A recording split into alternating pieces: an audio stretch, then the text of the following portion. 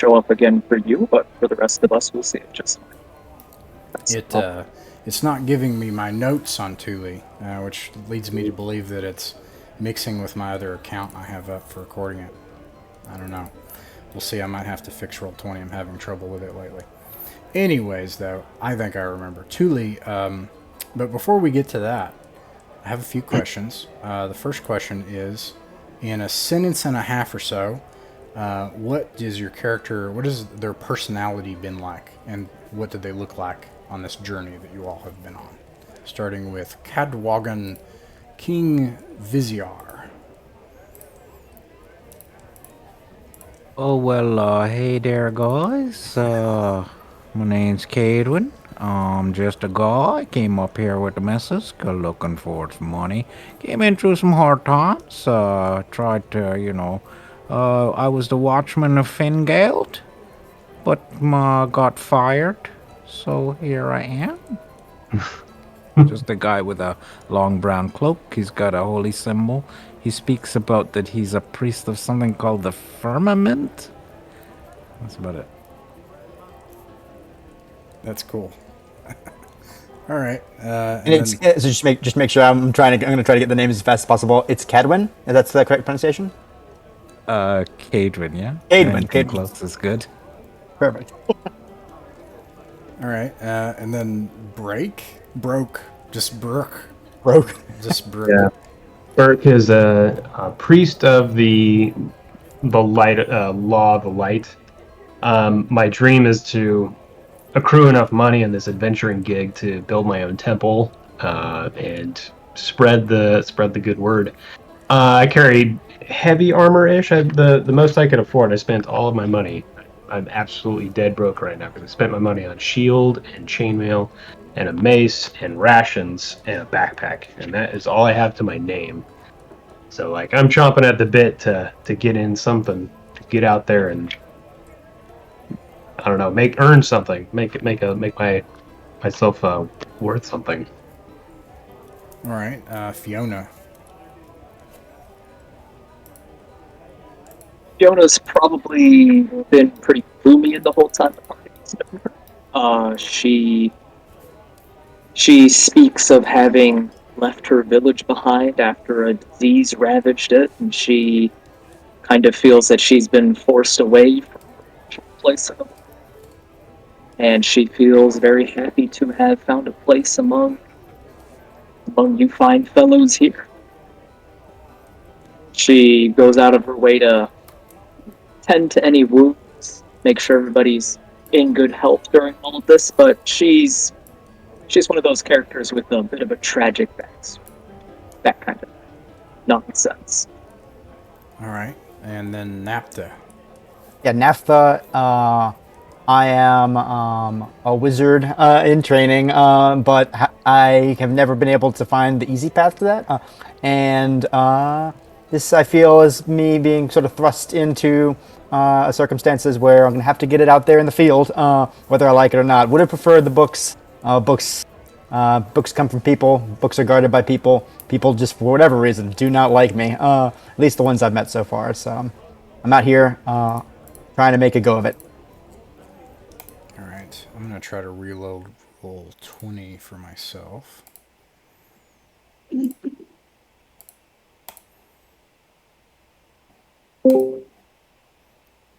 Rukad.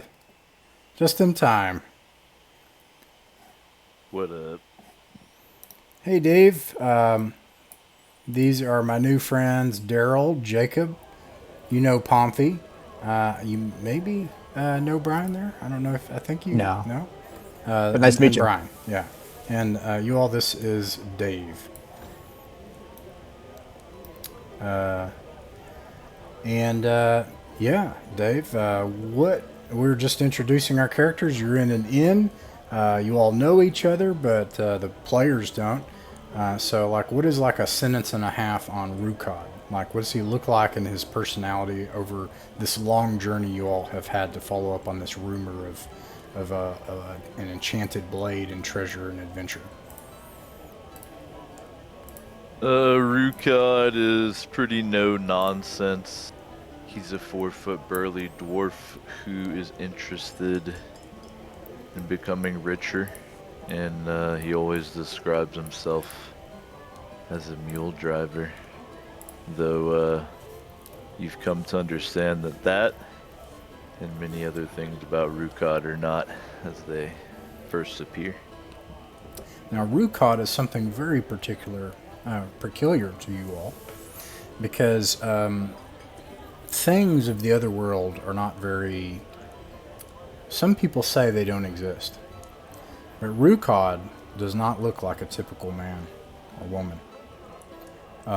He looks quite strange. Not just short, but of features that are not in proportion, and of a strength, and of a... he has things that others just don't have that have proved useful to you on your journeys. What would Rukad have said about this obvious difference in himself? Would he have just said, "Hey, I came from another place. I came from the Dolmen Wood, and I'm not from your world"?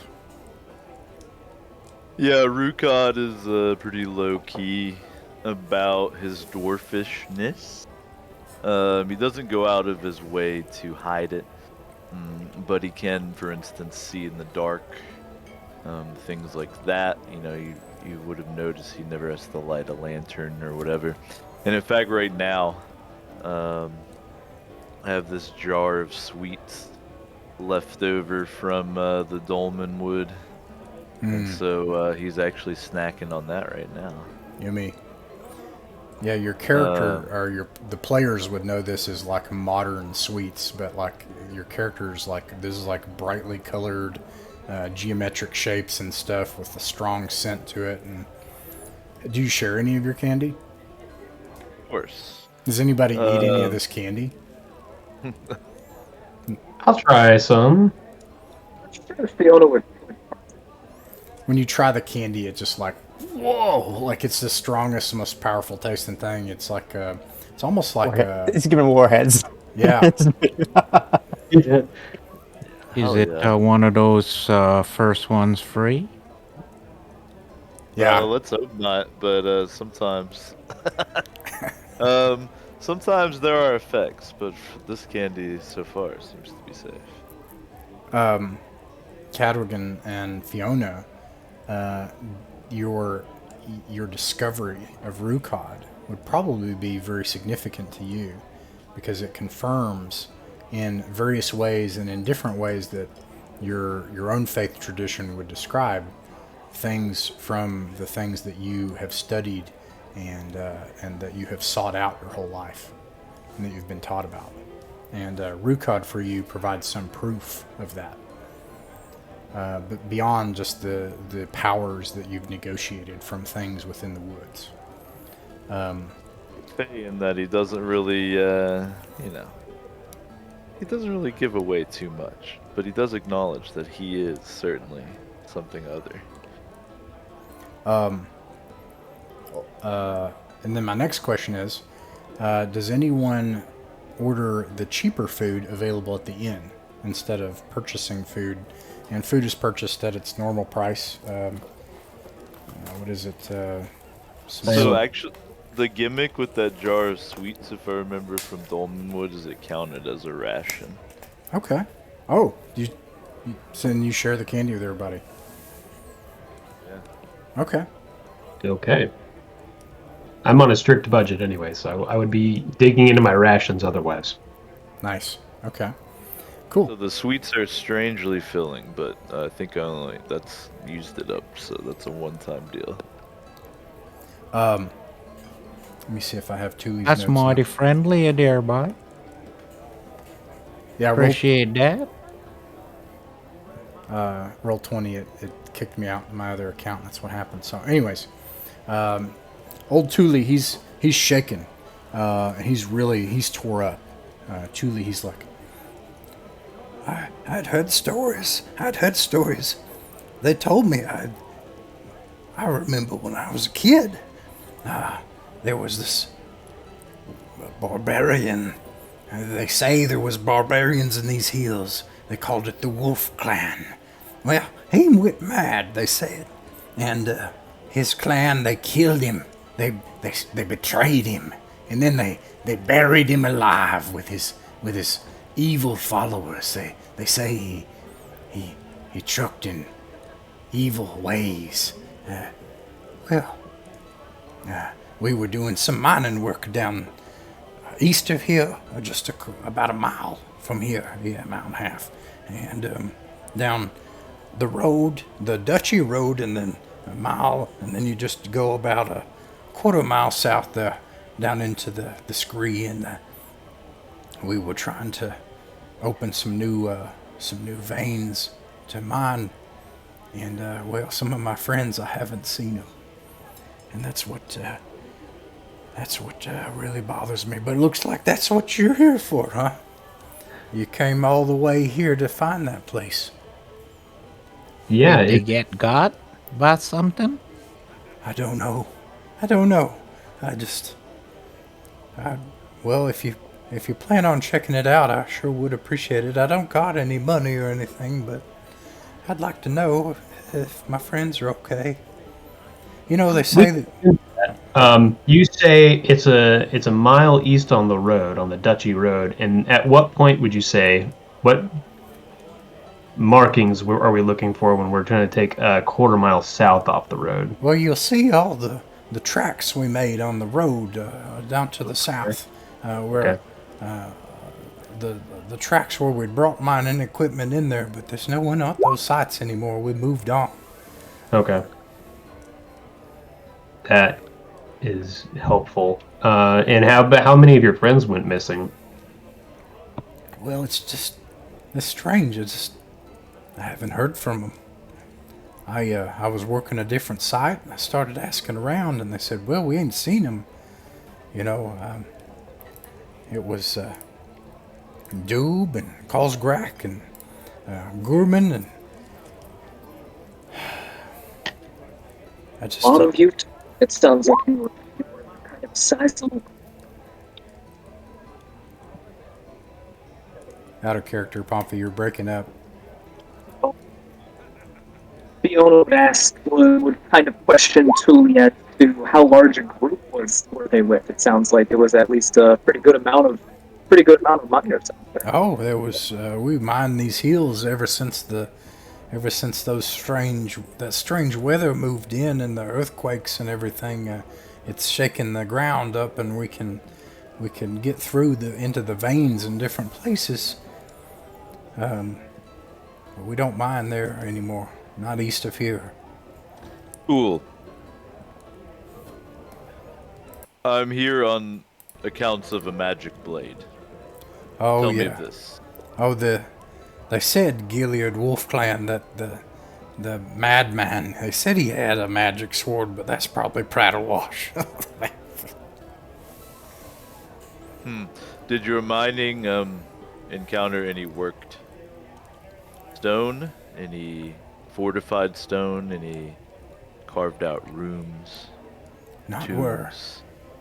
where I was, but Merely caverns? aye. But that's what Dub and Kosgrok and Gurman,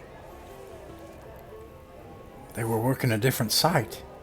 And well, the people I was working for, we packed up and left. And,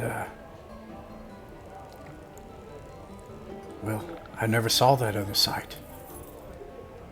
But I know that if you go out where we had all our mining equipment and everything, some of it's still out there. It's no good for anyone.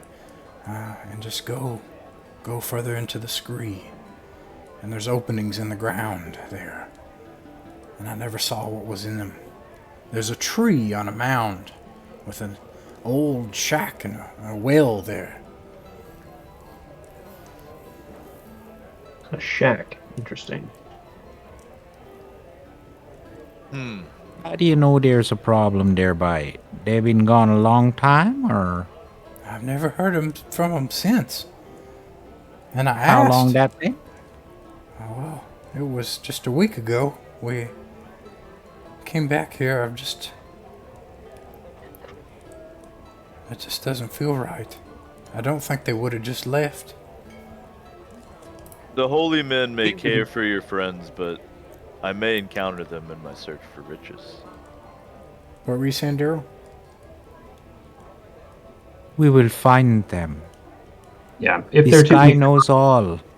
If it is below the sky knows where they are. Oh.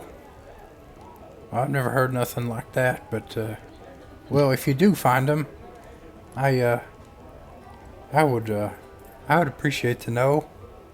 I don't sleep much nowadays. While the conversation's going on, I kind of look around the rest of the establishment. Is there anyone else who looks like they're a miner? Miners, no. You can see that there are people. There are actually two groups of people here that are wearing plain linens. These people over here are covered in mud and soot.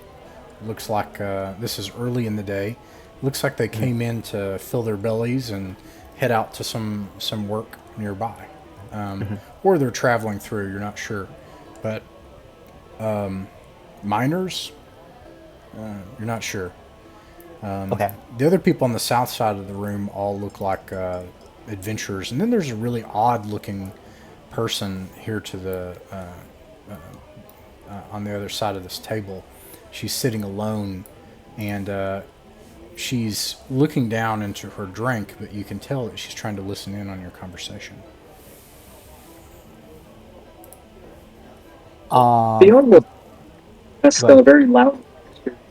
Fiona will very loudly ask Tooley if he has spoken to anyone else about what he's told us. You know, has he told us a bunch of people about this? Well, yes. I've told all sorts of people. And no one will listen to me. You're the first to just take a sit and listen to old Tooley. I think while this conversation is going on, I'm going to kind of throw Cadwin a look saying, like, I'll be right back. I'm going to pop over to the two you mentioned that were covered in soot. And I'm just going to casually ask them, Tooley, he's a character. What do you make of him? What do the people think?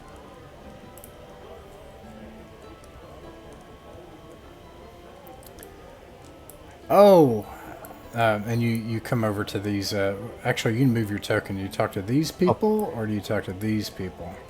I believe it's the... I'm with my token now, if I can find my token. Oh, I may have not. I didn't update them. I apologize here. No worries. This person's down there, and then this person. There you go. Perfect. These two. Oh, okay.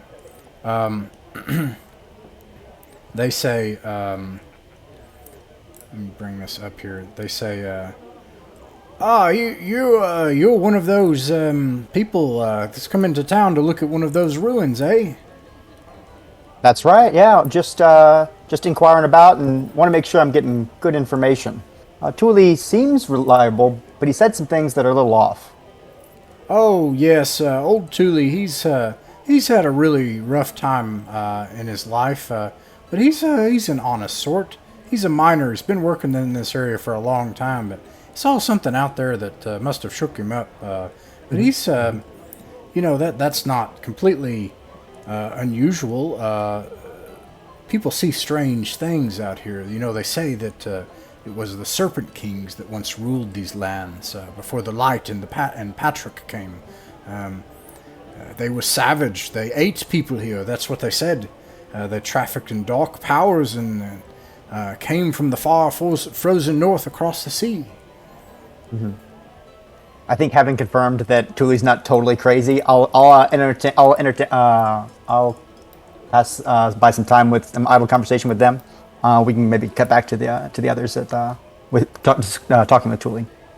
Sure. And currently, it started out early in the morning. It's currently early afternoon, late morning now.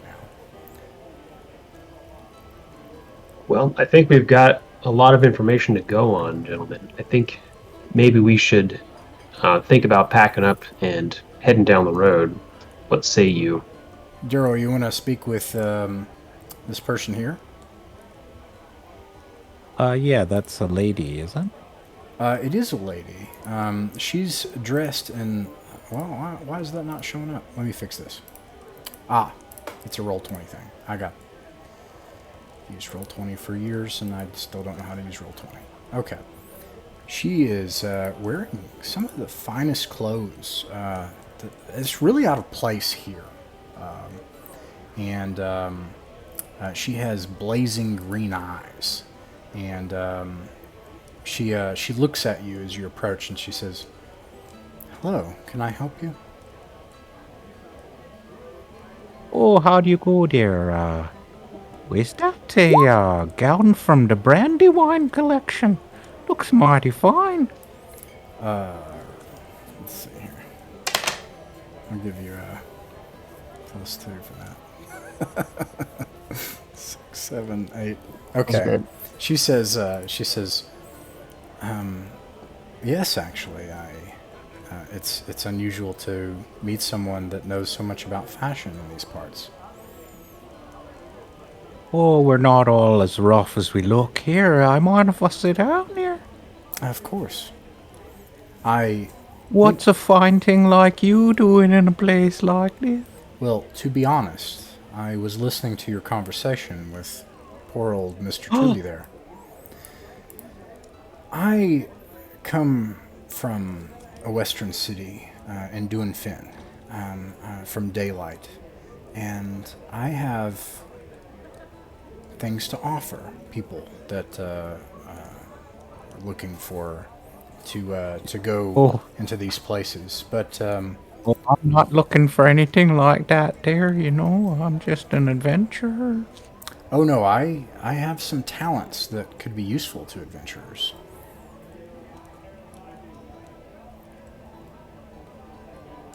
You like a dancer or something?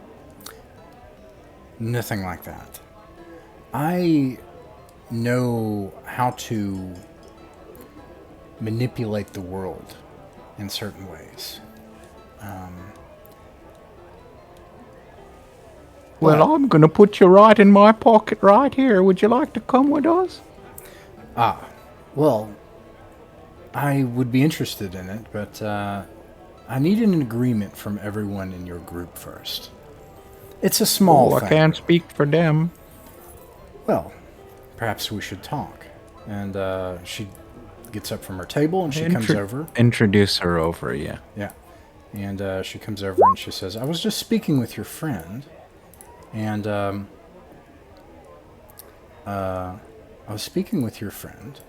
And he said that you might be trying to go to one of the nearby ruins. I have some talents that could be very useful to a group like you. But What types of talents? I think I'll definitely interrupt there. at that, she points behind you at one of the torches, and she makes it go out, and then she makes it come back on. Wizards. Ooh, that's pretty fancy.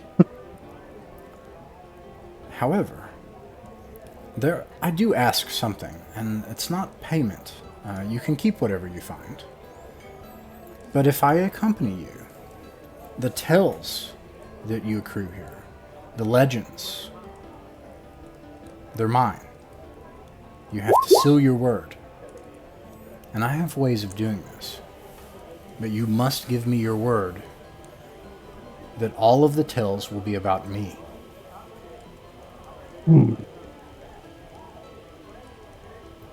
Must we all agree to this, or can just a few? You all have to agree to this. So it can't be you and the ballad of you and Burke. It has to be just you. Just me.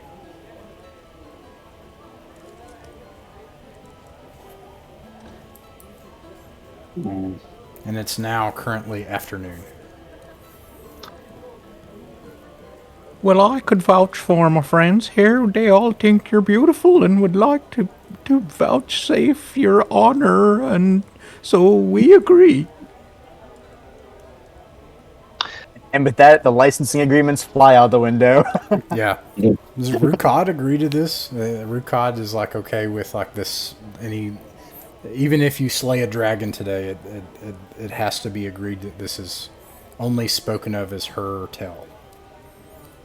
The trash talking dwarvish, Rukad in common says, "Glory is for you short-lived races, so I care not. You can come die as well. I'm only after the blade." She speaks back in Dwarvish.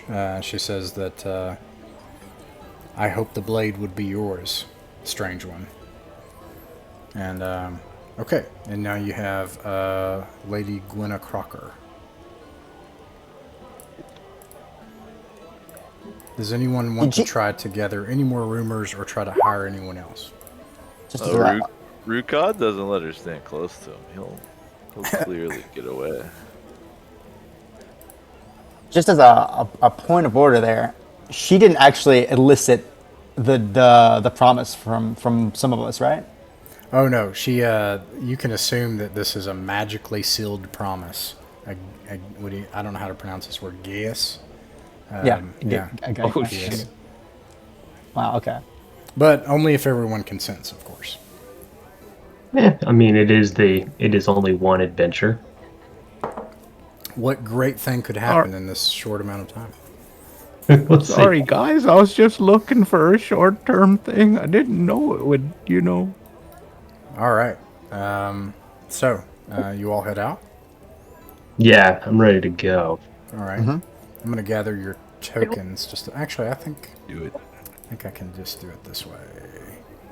See if anyone has any cursory information on this magical blade that was wielded by the dead man. But if no one has anything to tell us on the specifics of that, Rukad knows enough, at least for his perspective. He does definitely gather up his mule. It's a gray mule named Sunshine. Nice. I remember what I was going to say. At different points tonight, there's no group caller, and we have a very short period of time. At certain times, if we're not sure, or maybe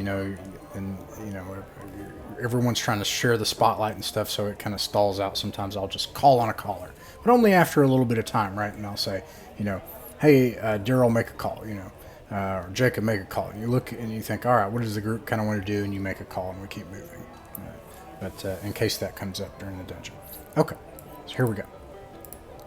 You all leave the tavern. Whoops, not that.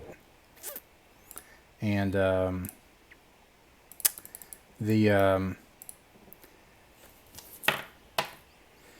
it's still early afternoon, and it's a bright, sunny day. It's actually a fairly seasonable day, like a nice day in the Rift that often sees bad weather as the ridgelines trap the weather systems that come through. You can see from the Clifton the way that you came in. On the horizon, there is a small rise, and just beyond that, you know that if you continue south, there's a road. This major east road is what's called the Duchy Road. And if you travel east along the road, that's where Tooley said that you would hopefully find this place to turn off to the right, where there should be this leftover mining equipment and where they've beaten down the grass. So it's been about a week. The mountains here are rugged, and the scree has fallen off out into the ground, and the ground here is rocky and uneven. What do you do? Do you head for the road and try to make your way east, or try to make it? I think that's the course of action. All right. Let's see. Jacob, roll a d6. You don't want to get a 1 or a 2. Boy. You got a 1. Got a 1. Rick. What is your most valuable object that you have on you? The most valuable object I have on me at the moment is my chainmail. Would you say what is your most important item? Your sacred symbol that allows you to connect with the Yeah, light? it would be my holy symbol around my neck. There is a. You're walking along this road, and you can hear the stony earth crunch against your feet, and you're walking off to the side of the road when all of a sudden something runs up and grabs your holy symbol and yanks it off your head, and you look and you think you see a small figure wearing coveralls. It runs off into the scree nearby. Oh my god. Rukad is already Literally. pulling one of his axes out of his brace across his chest. Yes. Do you want me to kill it? Yeah, did you see that? We have to get my holy symbol back. I cannot go on without that. Edwin takes off after it. Cadwin takes off after it. Is anyone... Rukad as well. Okay. Alright, everybody's going after it. Okay. You run over the road and then over the hill, and you see immediately, the first thing you see, running in the ground and hearing your breath, you see in the grass your holy symbol. But then you hear a strange noise as you look up, and you see around you I gotta change these tokens out because they don't. Hadrigan, Fiona, Naphtha, Rukad. I feel like I've got a double Fiona. That's what I got going on. Okay. You see massive smokestacks, and there's these metal cylinders that are shooting gouts of steam out the top of them. And there's this chasm here among all sorts of greenery and rose bushes and brightly colored flowers. And you look up and the air feels different. And it's almost like it's hard to breathe. And you look up in the sky, and the sky is this sickly, suffocating yellow. It's a different color now. And in this chasm, on the other side where these big stacks are, there are these huge lengths of iron slowly rotating. And then you can eventually tell as you look at this rotation that these are immense gears, probably hundreds of feet across. And there are these little mushroom people in coveralls. And it's a good thing it dropped your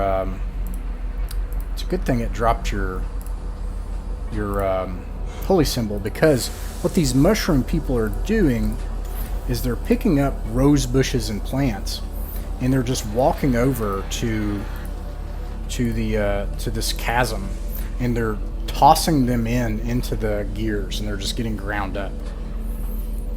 And it just looks like they're collecting things and throwing it in the gears. And there's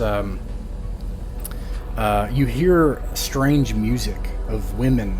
They look like they're gardening, and you can hear them singing this kind of like sonorous.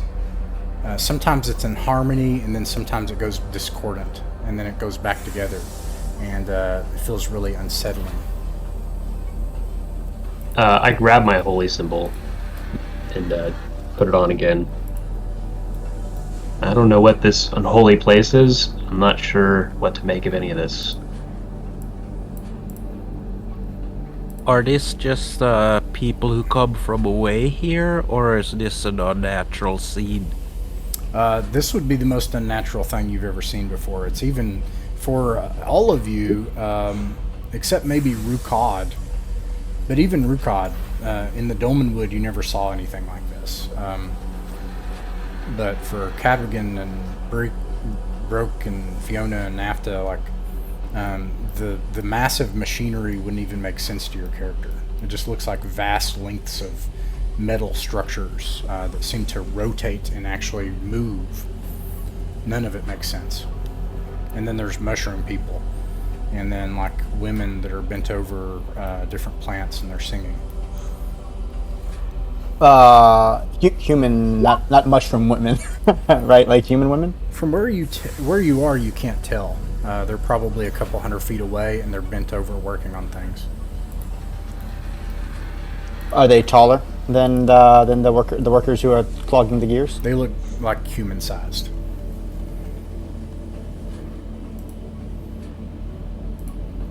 The What's hireling our is with authority us. here?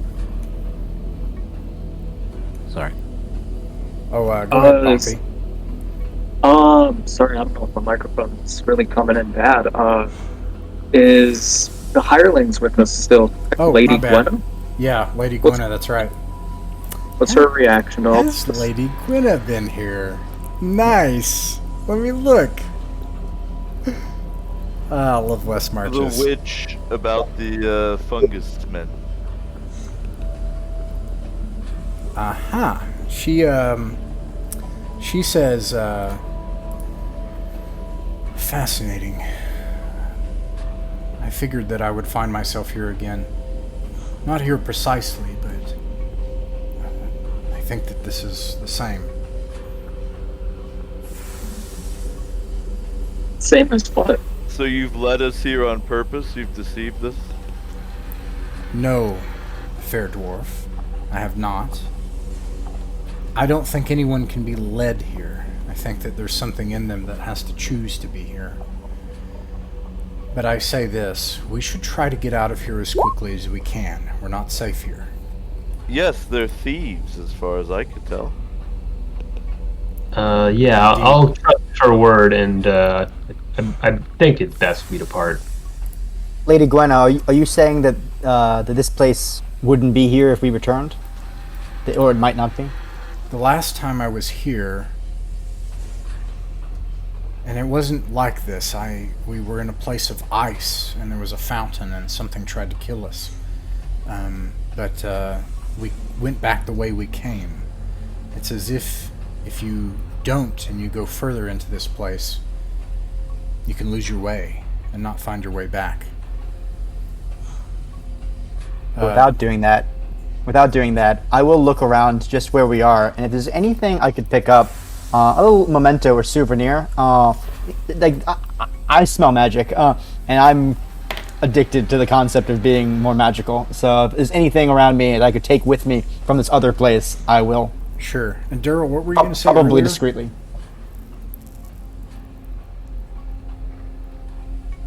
Keep going. Okay. Forgot. Yeah, sorry. Okay, so yeah, there is. You see a little. There's a little hut over here with that has beautiful little like flower gardens around it, and the place is obviously. I think you could only describe it as magic. And roll a d6. Okay. I think, let's see here. I can remember my syntax. I can. It's a 6. 6. Is it good or bad? I may have picked the wrong thing. No, yeah, it is bad. Everything's fine. Yeah. And okay. I want something from here, but it sounds like most things are not within quick grasp, easy grasp, and so I'll contain myself if everyone's headed away. You could easily get one of the plants. Is it close enough that I could pluck it? Sure. Yeah. 100. All right, so you get some roses, and let's see. As I'm plucking a rose, I'll say, thieving from a thief is not a crime. And as you do this, you look up and you realize that the plants near you. Which token is your? This is your token, I think, right here. So you come over here and you like look at getting some, and you see like the plant near you. You think that it's like earth, and you realize that it actually has like little hairs on it, and that it's at one solid surface, and it starts to shift and move and turn around. And it is surprised, thankfully.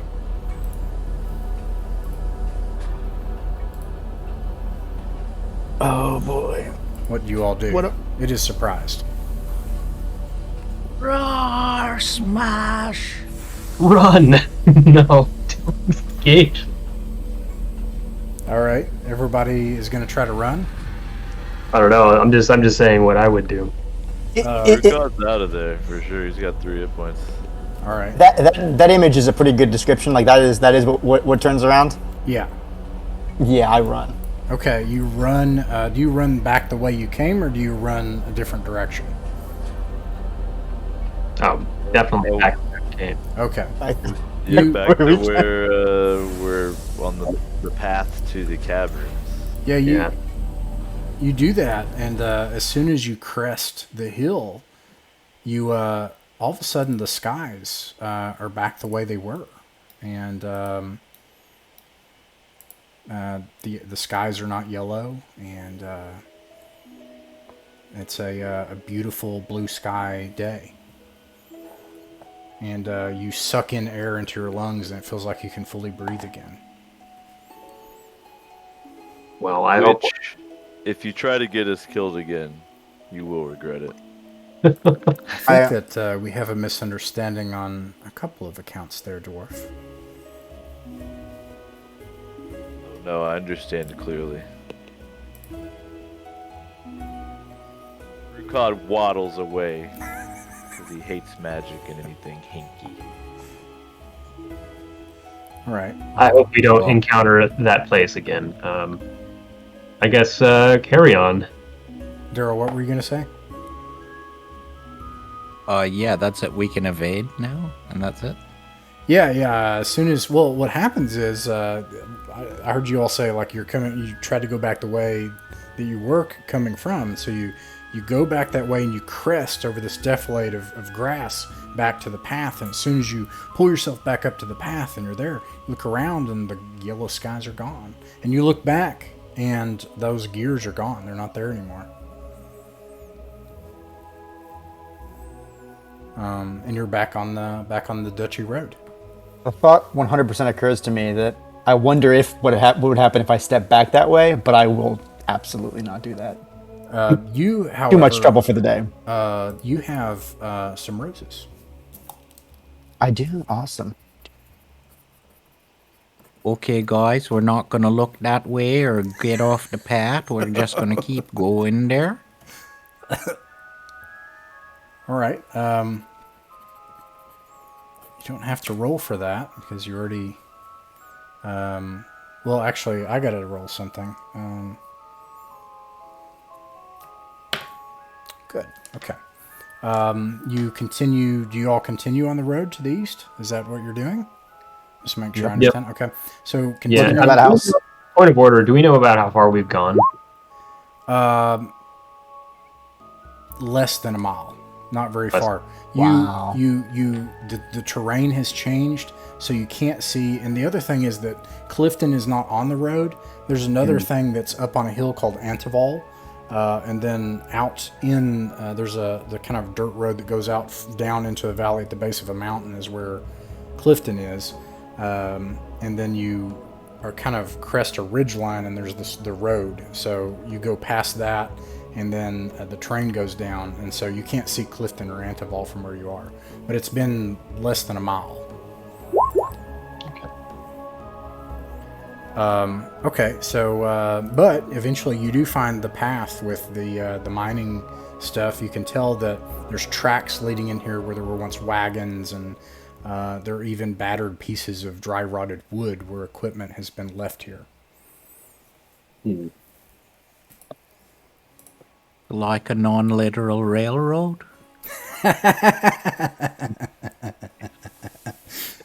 You know, I didn't think about that.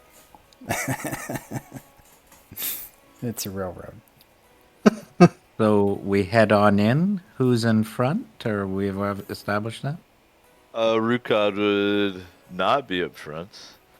He'd probably be 2 back from the front. He can see in the darkness.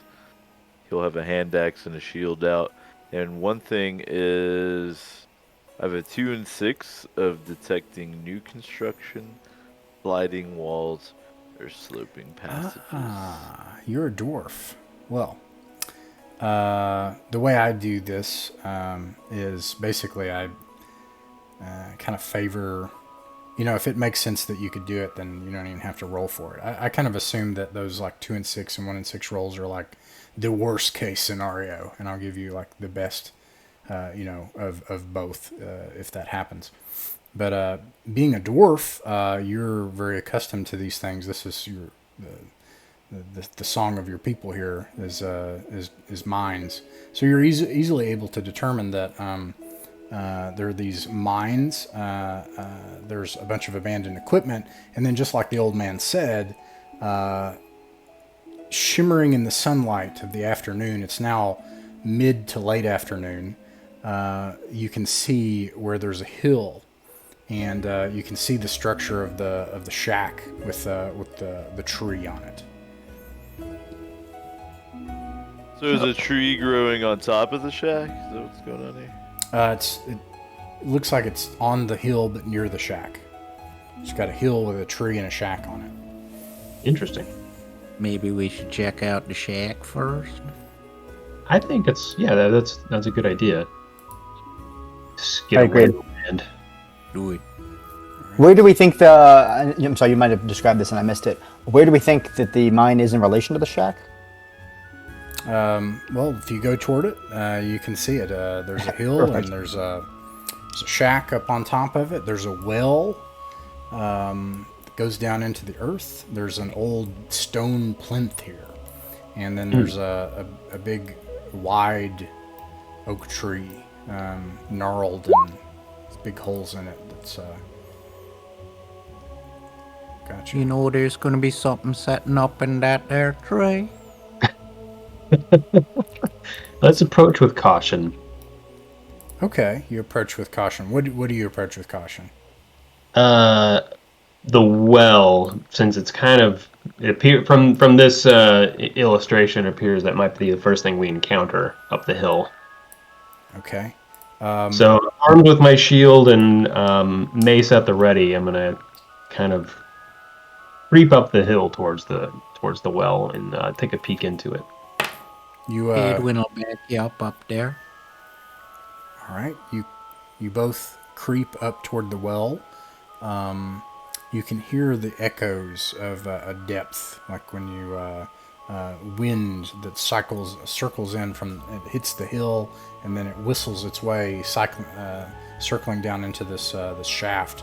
Roll a let's see, Daryl, roll a d6.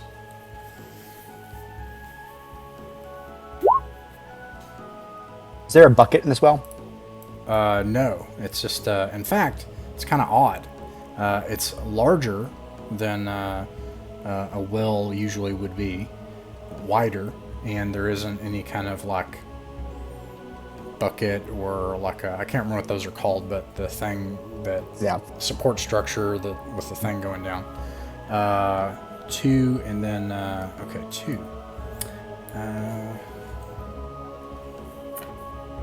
Neither are surprised. You hear skittering noises in this shack.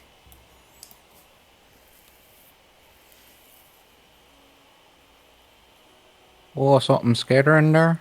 Yeah, there's something's in the shack there. I get a little nervous. I clench up and I go forward. Let's join the rest of the group.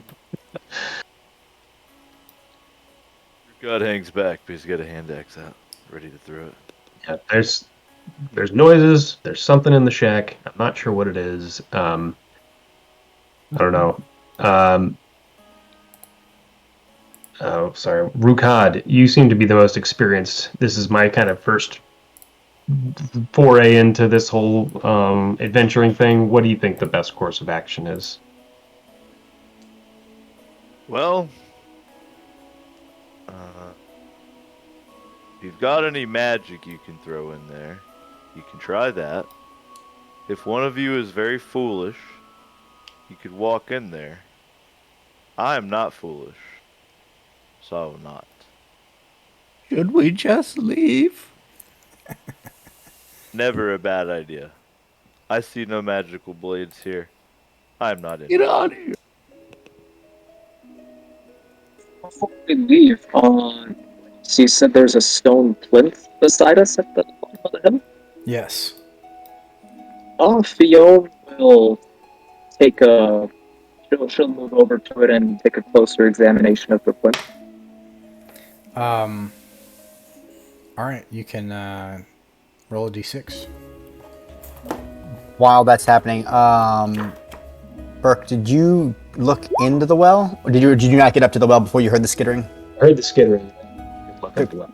Yeah, no, that makes sense. I heard echoing. It sounded like it was deep, you know. I can hear the sound of my footsteps echoing off the inside of it, but I don't know. Should we toss rocks at the shack or something? Maybe we can draw whatever's in there out at a distance. Looks around at the humans. I have no need to carry means to make fire, but do any of you? If so, Yes. I'm burn the shack. Could burn the shack. Lady Gwenna, since she's supposed to be highly valuable, what do you make of this? Or do you Well, have witchcraft which may burn the Exactly. It's obvious to me that if we're going to find whatever the treasures of this place, we need to go descend into the earth. But has anyone a rope or something so that we can safely descend? There's something in that shack. I don't want to go in there. Fiona's. I say set it aflame. Anything of value will persist.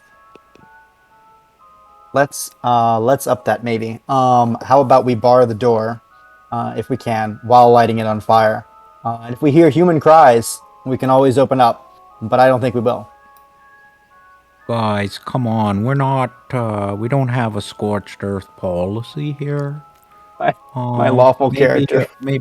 Maybe somebody needs, somebody needs the shack for their livelihood. We'd be killing them. And with Cadwin here, I think that would be best is to not be destructive as little as possible. You build to last, you build of stone. It's not my fault this is a fool. We're here for the people. All right. Where did you come earlier? This is not where the story would be, right? This is probably a waste of our time, and if it goes waste of our resources. Well, like the lady said, like Lady Gwenna said, we need to descend into the earth, and this may be a good spot for that, but we can't do it if it's unsafe.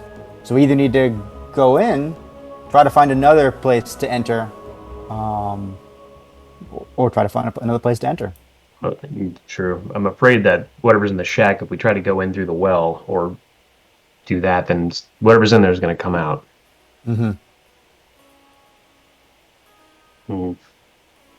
Well, maybe we need to barge in there. Is that are you volunteering?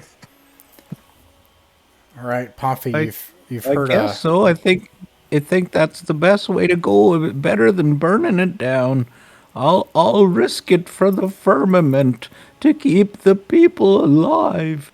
Well, Kagwin, don't throw yourself in there. Like I said, just lob some stones at the building. Yeah, maybe it'll draw whatever's in out. It's a good idea. We're all standing together shooting stuff. Maybe it'll. Yeah. Do you throw a stone into the building, Cadwin? Okay.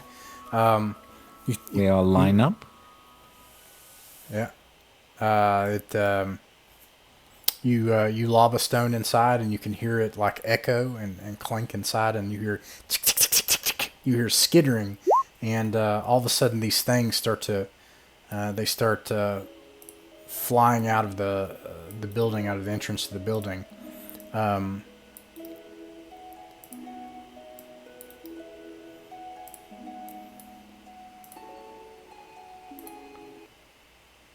Oh, jeez. Big. And let's see. Cadwig, roll for initiative. We could have lit it on fire. Surprised. Well, I don't suspect that the Beatles built this shack. 1. Let's see here. We're number one. We just rolling one for the one side, or Yeah, just group initiative. Yeah. Okay, so then we got the one.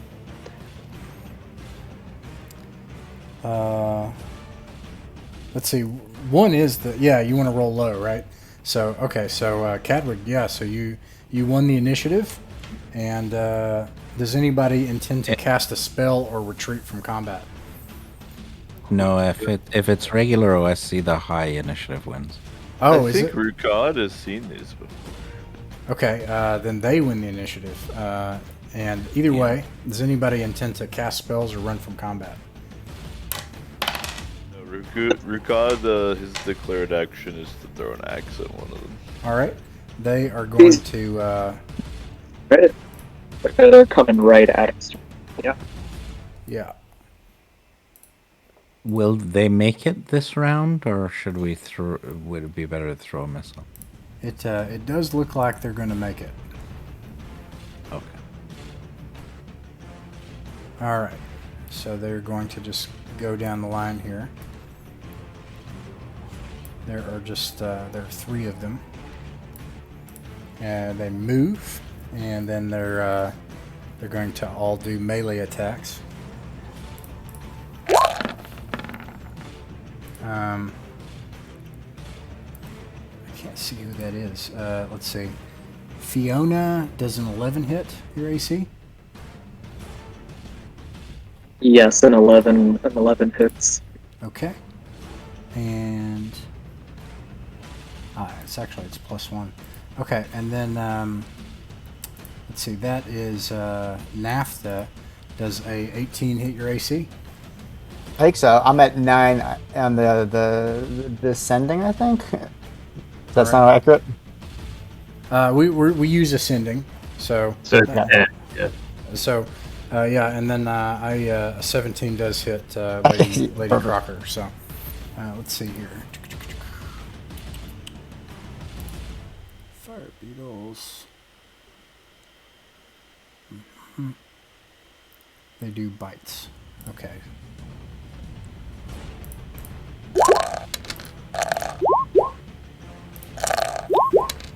Oh boy. Okay. Let's see. Fiona, this beetle rushes out and it jumps onto you, crunching into you for 3 points of damage. And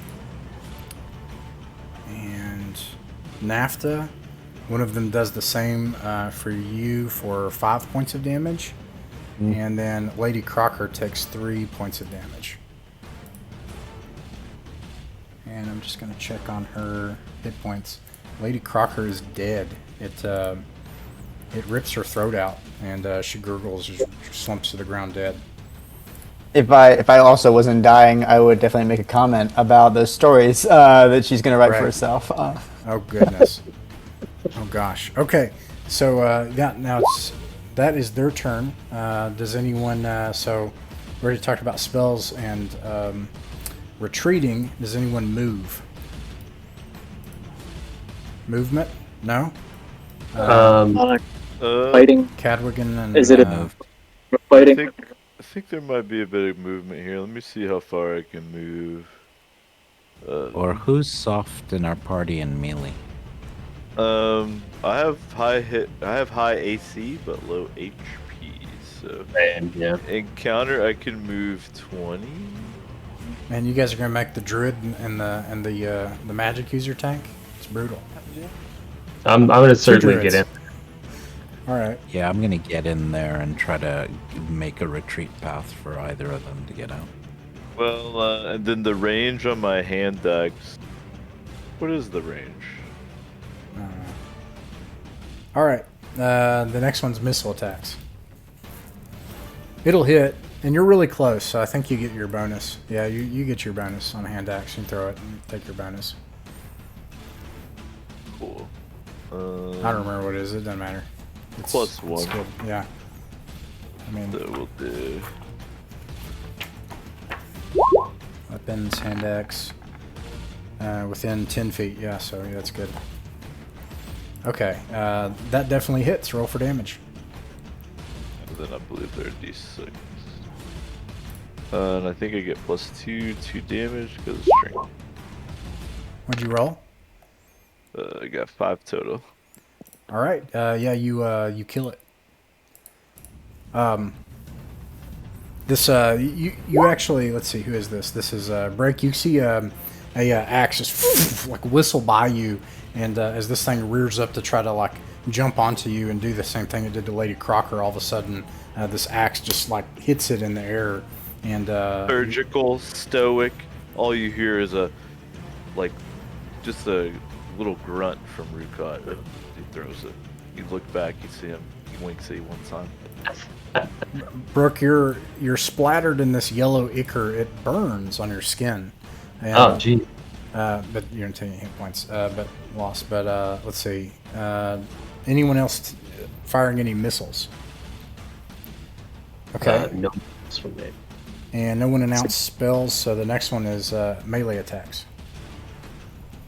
All right. I am going to hit with my mace on the nearest creature. Is there anything within range, or has that been killed off?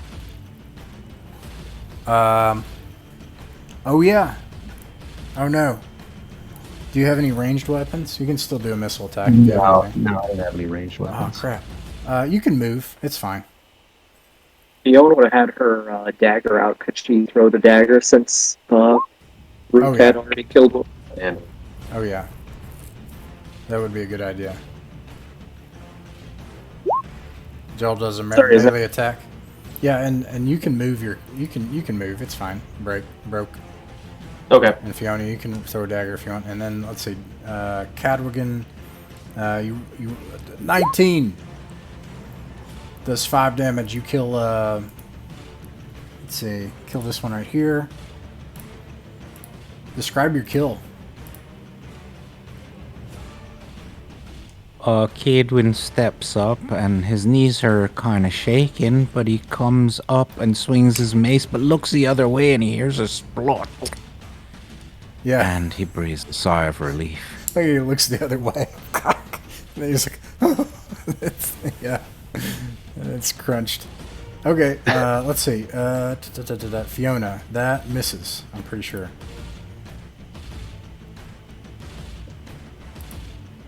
Checking. All right. AC 15 misses. I will get a. Oh, that's a bad roll. Oh no. All right. Let's see.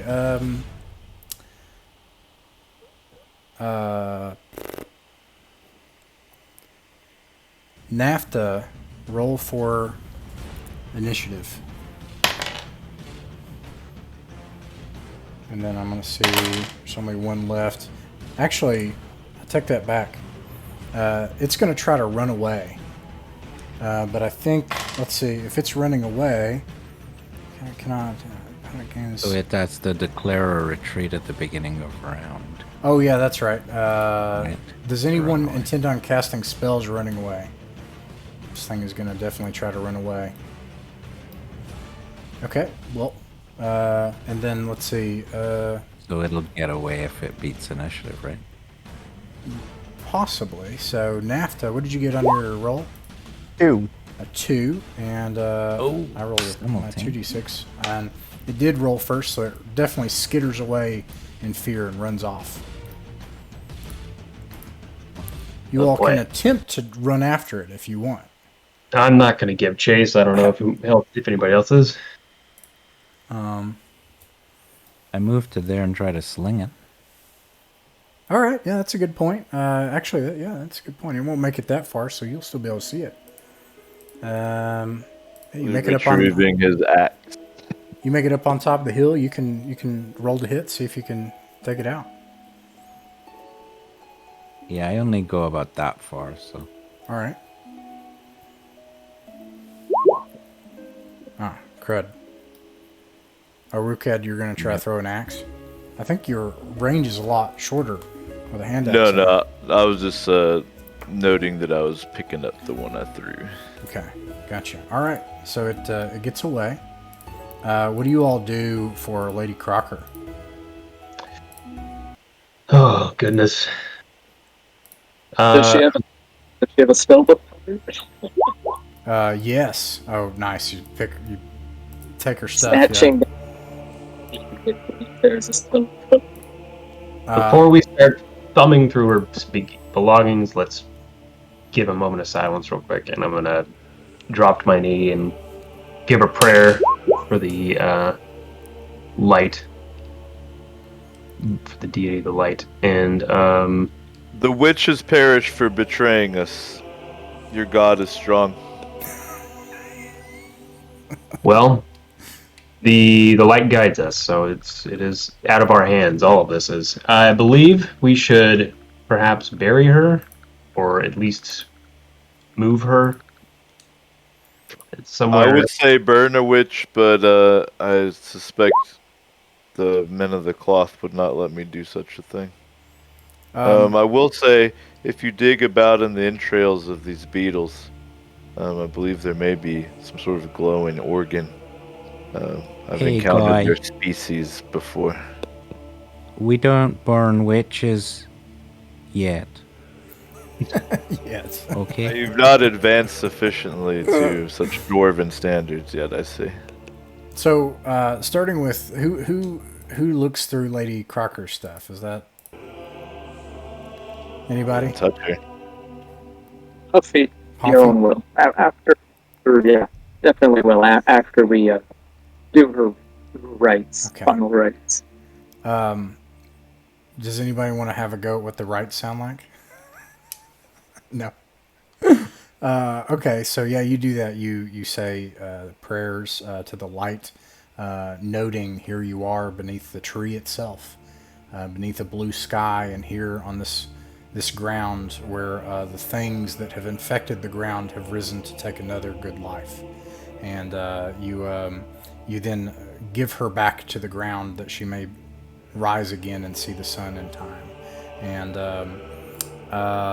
Another good life and magnificent robes. oh yeah, she does have magnificent. We're not going to disrobe a character here though, but Am I joining her at -2 HP? oh wait, I didn't realize you were dead. I thought you didn't say anything. Did you say something? I didn't No, hear. I threw a casual comment, but that I was also dying, and I mean dying. At Casual, -2. casual. I mean, -2 HP is that's not casual, but yes, that's very dead. Wasn't that your other character who came out of the shack there? Right? Do you have a backup character? I do not, but I can make one real fast. Okay, I'll throw a token in here. That's no big deal. Do you know what kind of class? You can swap 2 attributes, I always say, so you can pick your class. And I'll throw your character. Give me just 1 second. Hold on. Okay. All right, yeah, I'll get back to that. Anyways, also, NAFTA is dead. Yeah, also gonna say a prayer for both of them to retcon. We just realized NAFTA was dead. Like, wait, where's NAFTA? Oh shit! And to be clear, you guys were all not celebrating, moaning over the loss of this perfect stranger. Meanwhile, my roses fell like right on my chest. And I'm sitting there just the picture of death in the corner. Literal roses from the other world. They're the most beautiful roses that anyone has ever seen. Vibrant and odd. And anyways, Once as your roses in bloom. Rukad has watched many men foolishly pass in his long days, and will see many more. He cares nothing. do we have any other magic users? No? Is that the only magic user? Nope. No, we have Pompey is one. Yeah, Pompey's also a magic user. Pompey, do you want... Sorry, go ahead. Well, I'll look through her stuff for a journal and a spell book, I suppose, or whatever's in her belongings. But those 2 things are the big ones. They both have spell books. If you want to take Nafta's spell book, Nafta, I'm going to add you to the rolls of courage down here. Oh, that's right. His Yeah. The one spell I ever knew, Charm Person, contained within. All right, so and then one of the clerics, I'm going to give it to Cadwigan because he's the one that ran in there and started fighting and throwing rocks and stuff. So bravery. yeah, So, Gwenna had a spell book that contained the spell Light, which I don't know. Wait, a cleric doesn't need. They already know all their miracles, right? Like automatically. Oh yeah, we Yeah. don't have a spell book, but we just don't have anything in first level. Yeah. You still only get one spell, I think, technically, right? Okay, but you, Not even till level 2, I don't believe.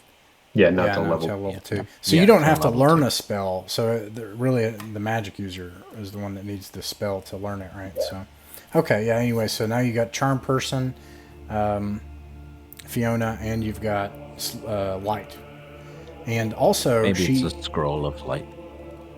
Ah, yes. Well, it's not. Actually, I have it here, but she does have 250 gold pieces in a large sack. Mm. She wasn't unwealthy woman. So. Okay, and Oh, hot and wealthy, you know. I won't see another one like that again, guys.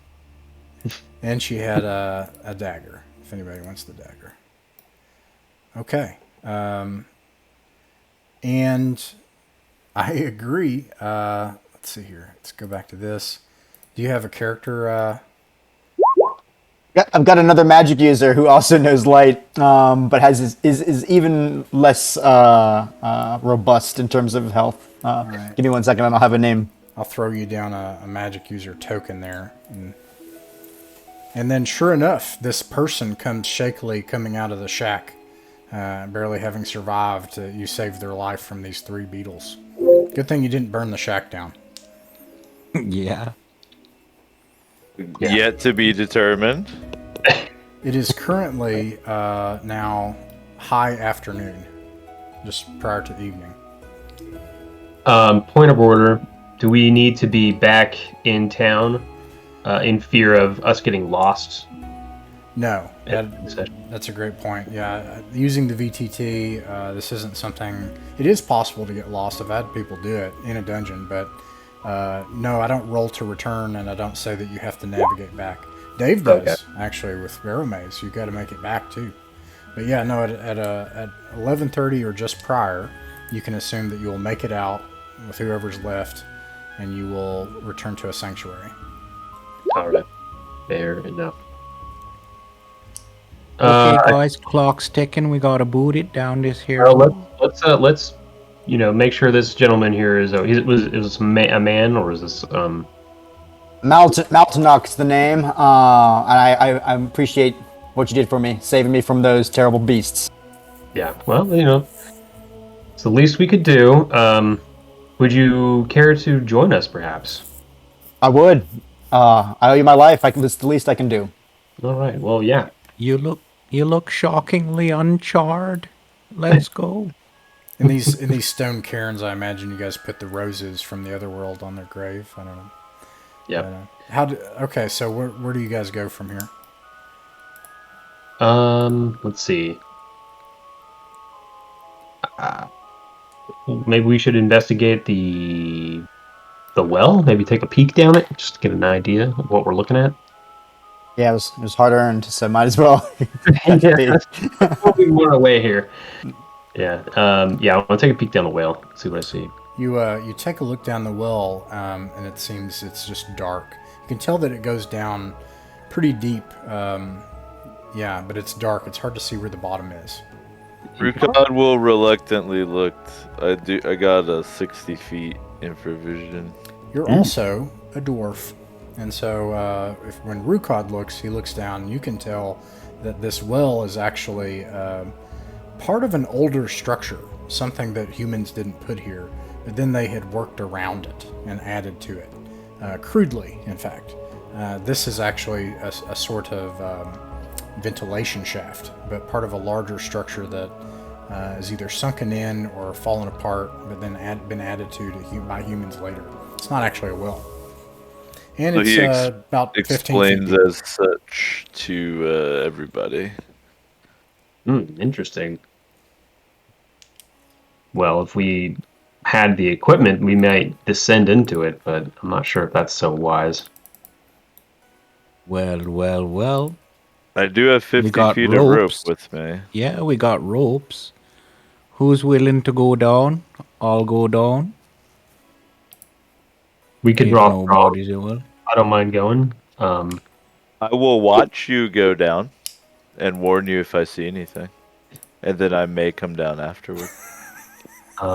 Let's see. Okay, so I guess let's harness up. Well, who's going down? Is it going to be Cagwin again, or is it going to be me? I'll lower someone down in a harness, and I'll spot, but I won't be going down first. I'll go down second. Apparently, according to my background, I'm a miner. So I'll at least follow you down. All right. Yeah.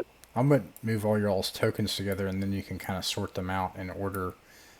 When Rukad anchors the rope and ties it, you're certain that with 15 feet you won't have a problem making it down.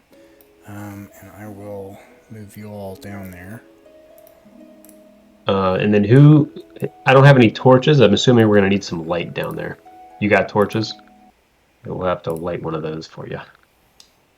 I have no need. I got torch.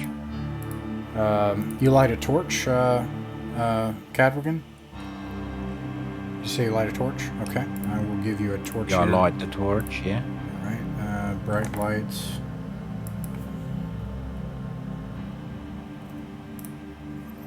Let there be limited light. You all descend down into this this shaft about 15 feet down, and you find a stone floor that's tilted slightly, and you can see that there are walls, and you hear the echoes of sediment falling loose further in, and then Cadogan he lights his torch, and it lights the room, and you can see here in this room that there is a let me turn that down just a little bit more. There is a shelf right here. It's unusually large. It's a large shelf. There's broken clay jars, all sorts of grave goods, things used for undertakers and stuff like that, on the shelf. Okay, Pomfret, you light a torch. I'll give Fiona a torch as well. So you got two sources. If nothing hinky happens, Rukad would tie off his 50-foot rope to the leg of Sunshine, and then he would climb down himself. But he would leave the rope dangling down from the ventilation shaft. All right. Do I have you? Yeah, I already have you down there. So let's see. That should be everybody, right? Can everybody move their tokens? Probably not the new magic user. I will fix that. You probably can't see either. I will also fix that.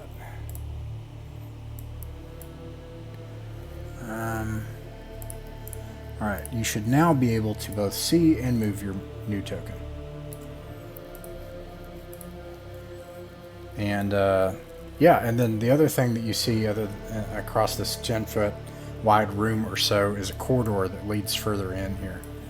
And you can even see just ahead where it branches left and right from there. I would like to look at the shelf a little closer. You look at the shelf, and the floor kind of tilts into the shelf. There's these objects on it. It's pretty high up. It's probably 6-7 feet up. You have to kind of like reach maybe 7-8 feet up, you know, and to where the top shelf is, and there are all these different implements for cadavers and preserving bodies and grave tools, and a bunch of broken clay jars, and yeah, that's what you see on a cursory glance of the shelf. You can also see that the shelf is like tilted diagonally back, like it's like leaning against the wall. I don't know if I was Don't supposed to roll touch that them. actually, but Rukad is searching for traps in the room. Don't touch anything. There's demons and devils about in here. speaking of which, you suddenly start to hear. Let me see this. You start to hear noises coming from down the hall. Oh. God, why is good. why is the floor tilted? Rukad, you do not find any traps. Okay, and then I just dropped the other little dwarfy tricks I have in the chat just so it's easy. Anybody else hear that? Rukad would go and try to listen at one of these doors if I can. Rukad, as soon What as is you that? step out into the corridor, you see. Let me see here. You see this in the corridor.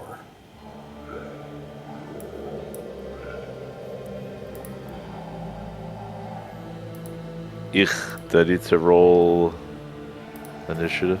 We're gonna roll for surprise. Roll a d6. Yeah. 3. Don't have any fancy things related to surprise. Oh, good. I get a 5 though. It looks like it just stands there with its back to you, though.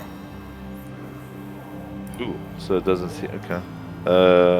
Rukad will try to move silently away, and he's like holding his finger up to his lips as he approaches back to the party. Hopefully, so no one will talk if they at least see him. All right. Yeah, you and it just stands there, but you hear like a groaning echo coming from lungs that are not there. The gestures for everyone to come close so he can talk. He can whisper. You can see the sunlight beginning to dim as early evening approaches from the from up above in the shaft. Holy men.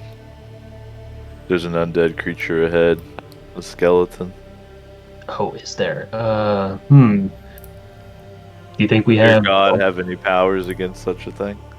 Yes, I believe if I am able to. If not, Right. I can dispatch it the old-fashioned way. Well, let's try invoking the power of the light first. Let me see what I can do. I'm gonna. See if your God is as strong as you believe it to be. Oh, God yeah, takes yeah. a step back and crosses his arms. Yeah. I'm going to attempt to turn the creature from a distance. All right. I'm gonna peek around the corner and then, yeah, I'm gonna attempt to turn. All right. Go for it. Not successful. All right. So you abjure the undead. What does it sound like? And what does it look like when you try to do that? That is not a successful one. So that's what happens on No, a no. failed. I mean, but what does it look like when you try? Oh yeah, I hold up my holy symbol out there and kind of close my eyes and hold my hand out and kind of wait for the light to flow through me. And then This just thing kind of turns around, and there's like old rotted flesh that has matted its neck and its face down to its shoulder bone, and you can hear snapping as like its arm moves forward, and an unnatural glow comes from its eyes, and it starts to move towards you unthinkingly. And we might need the old-fashioned way. we need the God old-fashioned way. catches your cleric's eyes and kind of shrugs. And he pulls his shield up and has a hand axe ready to go. All right. Let's see. Jacob, roll for initiative. Okay. All right. You all have won the initiative. And yeah, does anybody want to try to run away or cast spells? Or turn the undead? The declared action will be to hold position and then throw a hand axe when it's time. All right, nobody's running away, casting spells, turn the undead. In that case, is anybody moving forward? No? Yeah. I will move forward. Okay. All right, missile attacks. So I think I'm just out of Yeah, I think I get my +1. 10 feet. I'm Yeah. too far, so I'll just be rolling a plain old vanilla d20 here. All right. Got a 16. Oh man, Fiona. At least Fiona's still alive. 16 hits. Cool. So it'll be a d6 +2 damage here. Gross. But better than nothing. Yeah, you throw your hand axe. It whistles in the dark and snaps into a rib cage. You can actually see there's this explosion of old dust that comes out of this thing, and it feels almost like looks like a sort of like a powdery explosion as its arm falls off, but it still holds its rusty blade, and the light glows in its eyes as it still tries to advance toward Broke. Rukad says the equivalent of damn in Dwarven to himself. Melee. All right. Have at the undead beast, and I'm gonna go ahead and swing at it with my mace again. Just completely frightened, apparently. Oof. Yeah. You swing at it. I think you swing through it as the hand axe strikes it, and it turns into this powdery explosion. But then it misses the arm, and then it opens you up for an attack with your shoulder down. Do you have a shield? I do have a shield, yeah. Yeah. So you have to hope that you can get the shield up in time before this thing takes advantage of the opening. So that's the melee attacks, and then it's going to try to attack you.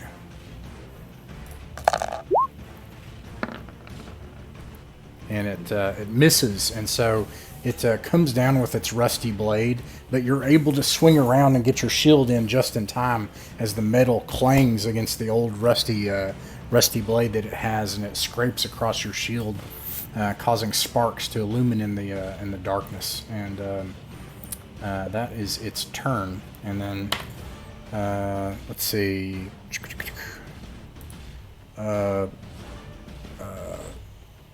What is the Madanox? Madanox roll for initiative. Oh, for initiative? Yeah. Oh, sorry. Magic user, this one right here. So I have a token. And then A 5. All right, you guys won the initiative. Is anyone casting spells, turn the undead, or running away? No, same declared action for Rukad. I got 4 hand axes left. No turn the You have to undead? declare turning. I think so. I don't know. Actually, What? it's just turn the undead. It doesn't say, does it? I don't care. You just do it. What's that? He was saying, do you need to declare it as if it's a spell? Like that you don't. I mean, you don't lose it. Like you can just do it as an action, I believe. Okay, that's cool. All right. Anyways, no magic or running away. Does anybody melee attack? I will melee attack. Or sorry, not melee. Movement. Does anybody move up to it? Malt will also move up. I'll move Terrible to idea. within 10. Let me see what that is. So I'll move basically up to here, so I'm within 10. But that's it. All right. And then missile attacks. And then I'm doing a hand axe. So I'll be... Fiona, you hit. I do not. Is that bad enough that I hit someone else? Yeah. So like, your hand axe flies past. It flies past Brick's head, and it slams into the wall and it clanks across the floor, making a bunch of noise. And then Fiona, you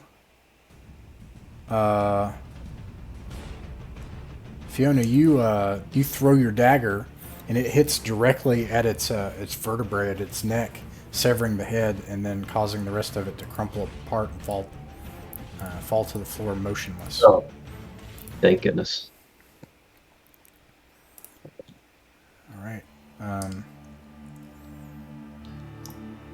Oh, and there's something here. No one checked the trap. Let me see here. Everyone except Fiona.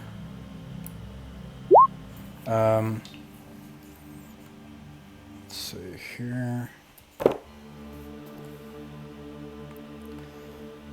Everyone except Fiona roll a d6. You do not want a 1 or a 2. 5. Well, I got a damn 2. Got a 2. Alright. So far it's just Rukod, and then Fiona's not rolling. Okay, so Rukod, wait, do you have anything else for traps as a dwarf? Do you have any modification to being able to... Yeah, but It's I'm not just for better. triggering, it's for finding it, yeah. Better at finding them. Yeah, find it on the 2. Unfortunately, there is in fact something here that somebody has modified this. Ooh, that's not what I want. They've modified the floor here, and they've made a trick floor, and everybody else has dodged out of the way. But Rukod, during the combat, you threw your hand axe, your last one. That's probably why you missed, because all of a sudden you fall and you take.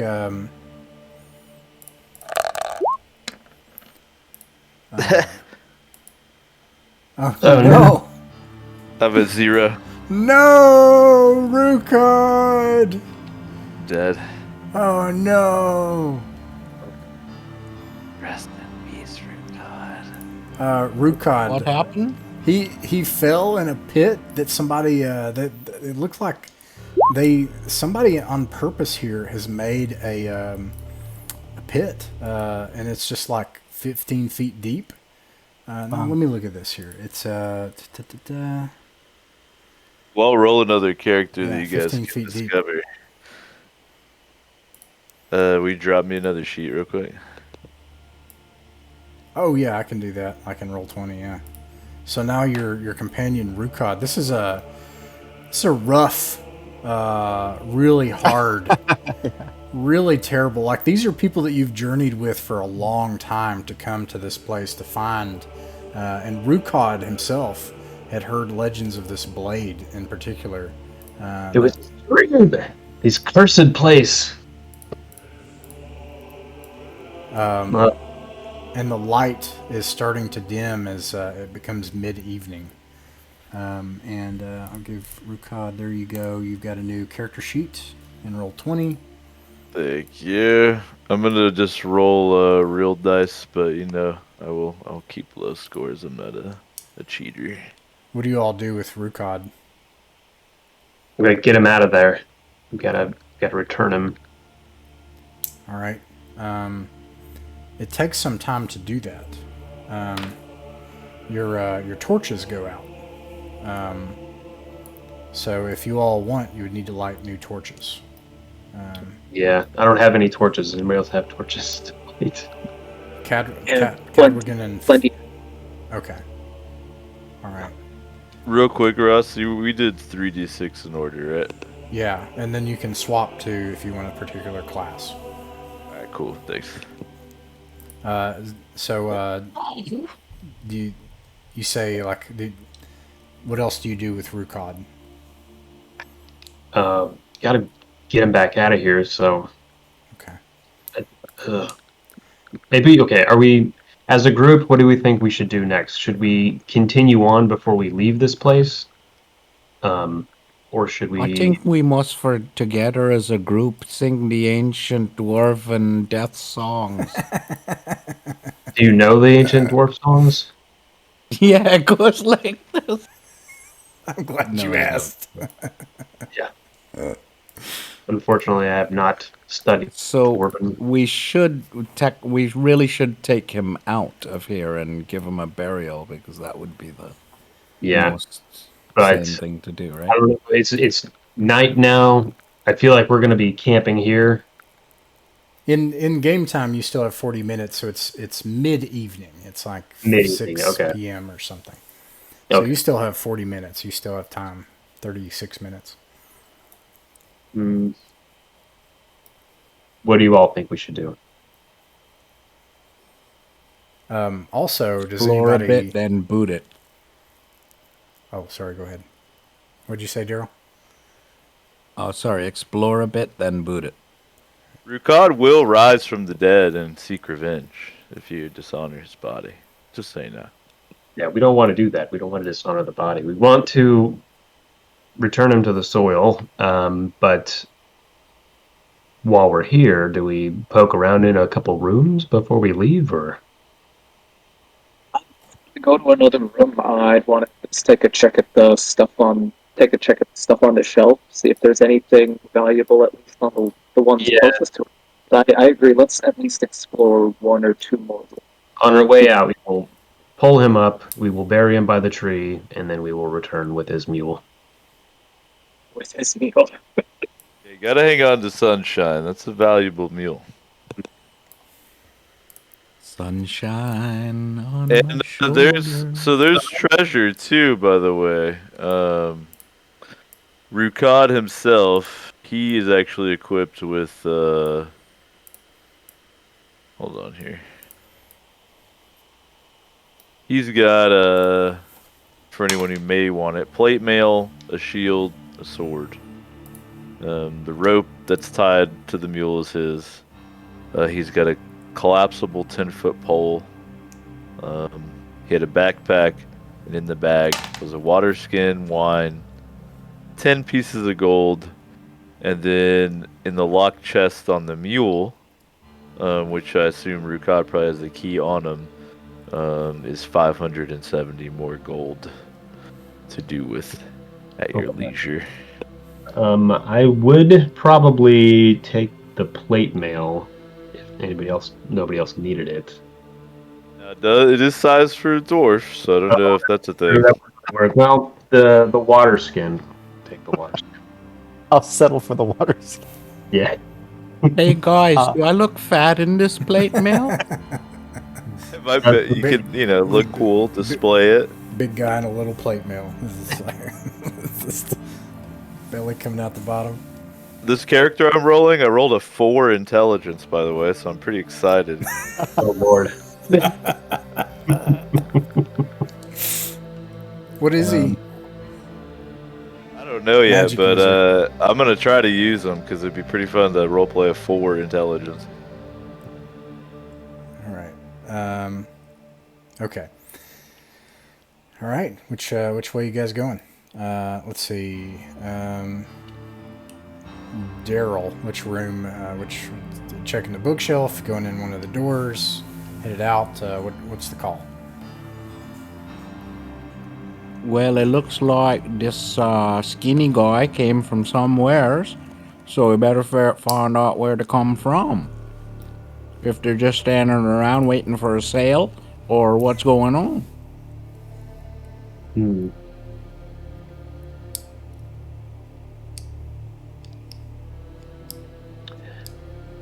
Maybe we should check the door on the right. Maybe we should listen at the door. All right. See if there's behind that. Anybody that wants can attempt a listen at door check.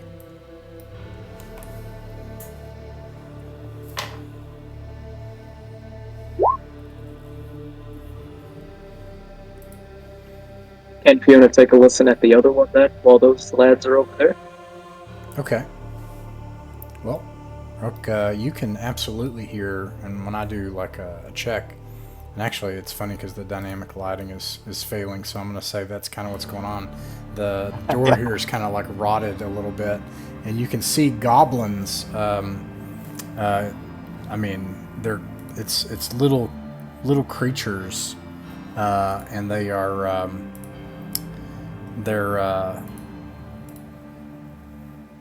let me see here. There we go. They are drinking. They have like human mugs and steins and stuff, and they're drinking something, and they're dancing around a fire, and they're having a ruckus. Oh boy. Can I see how many there are by firelight? It sounds like there are several. Several. Okay. Well then, yeah, there's something over there. I think there are creatures or something, but we're far too outnumbered, is what it sounds like. Did Fiona listen at the other door? Is that we're doing Yeah, that? Fiona, do you want to make a listen at door check? Yeah, I did want to listen to the door. A sleep spell would be a good move. Yeah, well, depending on what she hears there, I think we've got one light and one sleep. I think it's time to put our magic users to use.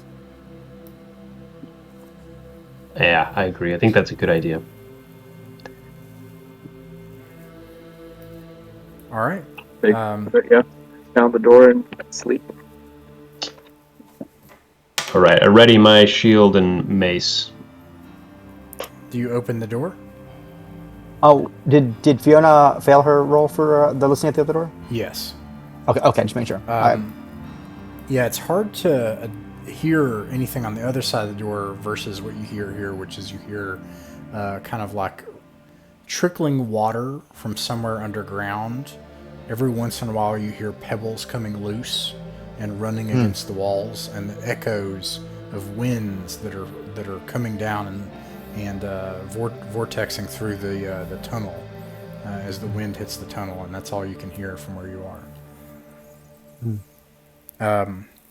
Yeah, all right, you all open the door. I'm going to try to cast this spell. Let's see. Who's going in first? I think I will. I think as Maul, I will say, we've got goblins behind this door, but we don't know what's behind the other door. Maybe take a risk on the unknown. I'm okay with that idea. I think we could take a risk going into the other room and see what we find before we get into another fight. That might be a good idea. And then I'll also say to, okay. If you guys would like to, sure. I feel like if we smash down the door, we probably have a better chance at surprising the goblins. And unless there's really a large number, they should be brought down by the sleep spell in most circumstances. Let's. I mean, I'm fine with that as well. Let's have you do a sleep, and then I can always back up with a light or use light later. Yeah, I'm ready. I'm ready for a fight. I'll back you up. Whatever happens with the sleep spell, let's go for it. Who's going first? I will go in first. So our tanks, it seems, are broken Cadwagon. So I'm gonna move it here. Here you go. And let's see, Cadwagon, roll a d6 for surprise and another one for initiative. Okay. No one is surprised, and the goblins see you, and they you start to hear them, and I'm gonna actually see how they react to you. They love us. Yeah, actually, they look really curious and like kind of confused, like, who the hell are you guys? But they're like,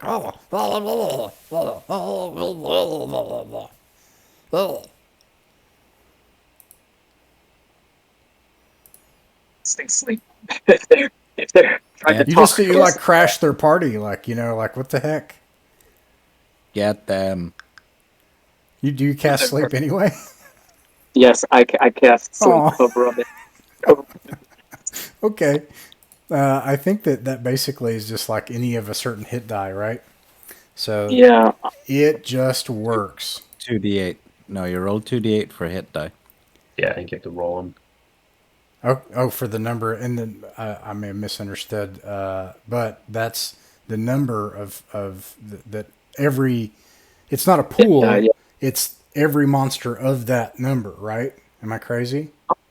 No, it is a pool of hit dice. It's that makes me sad. That's not that great. Okay. If they're 5 hit die or more, those are the ones that do not get counted towards it. Okay, well, you can go ahead and roll. 10? Okay. Nice. So so anything of 10 hit points is affected. Is that right? No, that's the pool, so it's the same as 5e. Big sad. Okay. No, that's the pool of hit dice. So if there's one hit die creatures, 10 of them go down. Right. So, oof, that's not that great. Okay. Right. But if 2 had 5, then 2 of them would go down, right? So, let's see here. That means that the following happens. Boop. Boop. Boop. It affects. Oh, it is all. Yeah, it would be all of them. Assuming. Because it's like the hit die. Like if a goblin has 1 hit die, That's be what I 1 out. thought. Yeah, no, it's a total of 2d8. So you rolled 10 creatures of And- 4 HD and lower all go down. So it would be the entire group. Yeah. Well, anyways, it works. That's why. Okay, I'm misunderstanding, but that's what I thought. I thought it was different than in 5e. You roll and then you have a pool of hit points, Well, regardless you do of have the to monster. roll, but it's a pool of hit dice. But you have to roll first. Yeah. Okay. Well, anyways. Okay. So now you've made all the goblins. They start to like. Actually, what does it look like when you cast the spell? It's kind of like the Sandman. The dust drops from above and gets in their eyes, and they flop over. It like asleep. sprinkles as it comes down. At first, they're like, oh. Yep. And then like, Mr. Sandman. they sway, and then all of a sudden they just start to flop over, and they're all asleep now.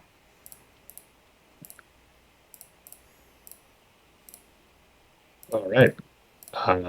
That seemed to have worked. Let's go in and maybe tie them up with whatever rope we have. How long does that last? Yeah, I was just gonna check. Crap! I should have wrote this down, but it lasts many minutes, tens of minutes, if I recall. 44 turns. Okay. Good thing Rukon wasn't here. Okay, so 12 turns. Yeah. We just either leave them here and go on, guys, or we kill them here.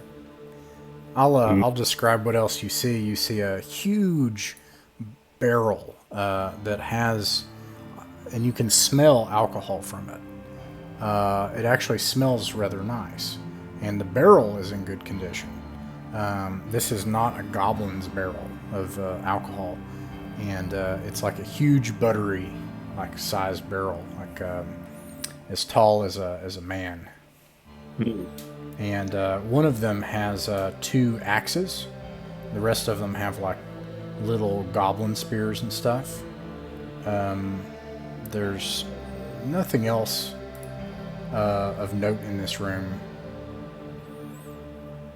I'm gonna check what belongings they have on their little goblin pockets. They don't really have anything. Their little goblin spears aren't really useful to someone like you. However, yeah, pretty much. What was I going? Oh, they have like steins and mugs. They might be worth something because you can tell that they took those from the Overworld. This barrel and the steins and mugs and alcohol are clearly from the Overworld. Interesting. I'll take to be cautious. I'll take my rope and kind of tie them in one of those big, cartoonish Scooby Doo. Scooby Doo. Yeah. Everyone's back to each other exactly. They're small enough to get, I think, 50 feet of rope easily. And then I'll ask if anyone is up for a drink or willing to risk whatever they're drinking. Yeah, I will take one of their flagons. Flagon, you think you could probably get a few silver for it. It's nice, probably maybe 2 silver pieces. It's these are nice things. They got them from somehow they managed to throw a kegger with like Overworld alcohol and beer tastes really nice. Excellent. Well, yeah. Too bad we can't take this with us. It's probably far too heavy to try and carry up. This is probably why we had supply chain difficulties all this time. Probably. Also grab a Well, flagon. I'm down for a drink. Let's go. Yeah, Everybody- let's All right, the flagons, they're probably worth 2 silver pieces each. The beer is delicious. The fire is, it feels nice. And although it produces a lot of smoke, and it's hard to breathe in here with the fire in this place. But, yeah. You do have a bunch of goblins tied up. They're still asleep, and your dead comrades are nearby. And also, let's see. Whoops. All right. definitely toast to our fallen comrades. If we have the spirit in us still, I would like to check this other room, and I think unless there's something massively nasty or massively valuable behind it, I think we're probably good. What did you come up with there, Dave? I've got a thief. His intelligence is 4, so he's illiterate. He only speaks common, and he can barely communicate. He uses a lot of hand gestures. And then all of a sudden, old Dub runs out of this door over here. And Dub, you were a member. What is it here? Let me get it. And if you want to go by another moniker, that's fine, Dave. But you were a friend of Tooley's. And you... Dub, like D-U-B. I like that. That can work. Yeah, and you... The thing about Dub is you came to know... someone came into your mining camp and offered a proposition, another business offer, that if you worked for them, you would actually get rich, not just get by anymore. And this was a being unlike any you'd seen before. It was an elf. Skazik, you worked with him for some time and started, instead of just mining, started excavating this ruin. And things have gone badly, and you are now running for your life. And Skazik hopes to undo you. And you just ran through this door. And you just see this person, the rest of you see this person like running away, out of breath. Whoa. Wow, Tooley and Dub sounds like a crooked cop show. Tooley and Dub.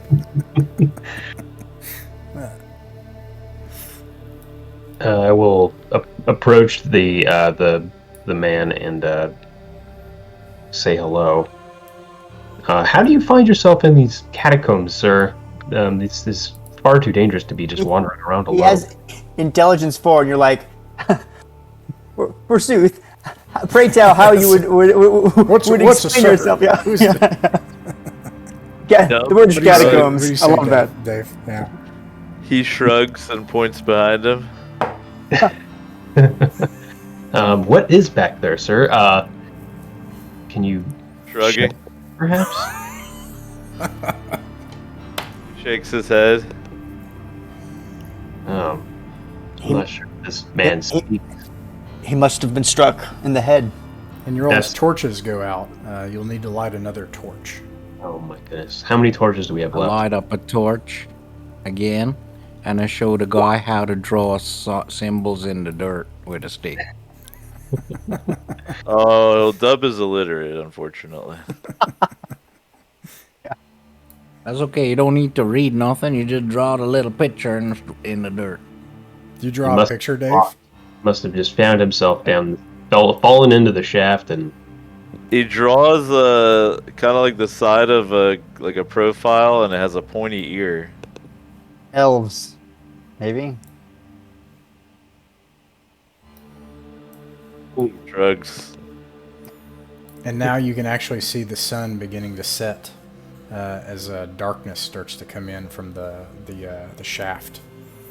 And it's barely, other than your torchlight, it's barely lit from the shaft above now.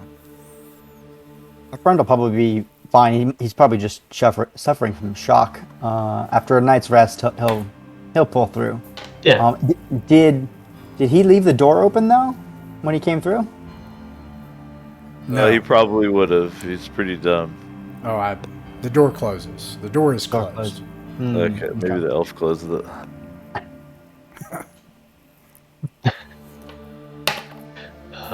Well, he just came out of there. He seems harmless. Maybe we should take a peek in that room. I think we should take a peek. I'll go up and cautiously open it. Okay. Roll a d6. Yep. Dub, stand back. I'm not One. leaving your characters. I have to look something up real quick. That can't be a good thing.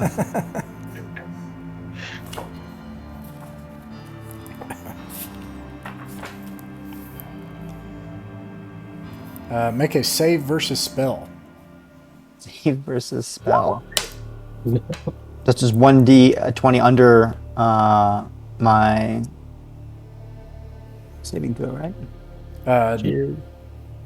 No, you want to go over it. Over? Go Okay. over, yeah, for a saving throw. So 15. Let's see. All right, Dave. Nope. Oh, What's that? Oh dear. There's another one down. You suddenly see something of beauty behind the door, and it tells you to turn around and say that you see an entire horde of goblins on the other side of the room, and that you should all get out of here as soon as possible. Because I want it all for myself. Is that what you're saying? Yeah, you suddenly you overwhelmingly have the desire to do that. Like, Yep. Yeah. I'll say friends. We gotta. There's no going through here. Too many goblins even for my light spell. Oh, okay. If your mysticism tells you this, I believe you. Yeah, we already used our sleep spell, so maybe we should get out of here with Yeah, our we need to- bodies and stuff. Bury our your- friend.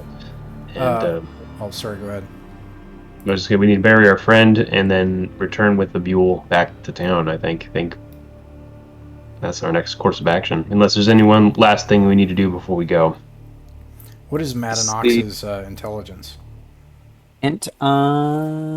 It is 10. Screwy. All right.